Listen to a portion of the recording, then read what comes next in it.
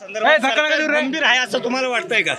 आम्ही आजच माझे सगळे सहकारी कुटुंबाला माझं स्वतःचं त्या कुटुंबाशी बोलणं झालेलं आहे. मला असं वाटतं एक पारदर्शक SIT स्थापन झाली पाहिजे आणि त्याची पूर्ण डिटेल पारदर्शकपणे आणि कुठलाही राजकीय दबाव त्याच्यात येता कामा नये.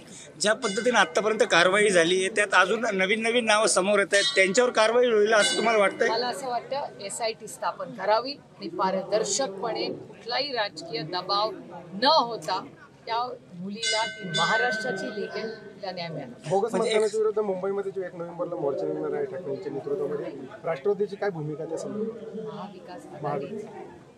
महाविकास आघाडीचा मोर्चा. अजितदादा जैन मुलींच्या भेटीसाठी जाणार मात्र अद्यापही गेले नाही, जो विषय सतत चर्चेला आहे. मुरलीधर मोहोळांवर जे दंगेकर आरोप करतायत, काय वाटतं त्या आरोपांमध्ये तथ्य असेल? मला असं वाटतं याचं उत्तर माननीय मुख्यमंत्र्यांनी दिलं पाहिजे. त्याचं कारण माननीय मुख्यमंत्री राज्याचे मुख्यमंत्री आहेत. त्याच्यामुळे मुख्यमंत्र्यांनी जर स्पष्टीकरण दिलं तर आपल्याला नक्की कळेल ना काय होतं. रोज त्यांचेच मित्रपक्ष आरोप करतायत ना. हे दंगेकर जी हे त्याच सरकारमध्ये आहेत आणि त्यांनी तर ठरवलं की माननीय प्रधानमंत्र्यांनाच पत्र लिहायचं. त्याच्यामुळे ते माननीय प्रधानमंत्र्यांना काय पत्र लिहितात त्याचा आपण ड्राफ्ट बघूया.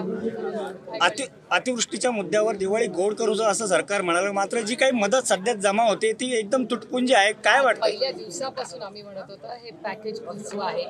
ही पूर्ण आमची अपेक्षा होती की सरकारने सरसकट कर्जमाफी केलीच पाहिजे.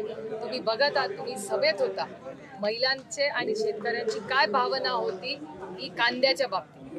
त्यामुळे प्रचंड अडचणीत आलेला हा शेतकरी आहे, त्याला हे पूर्णपणे असंवेदनशील सरकार आहे.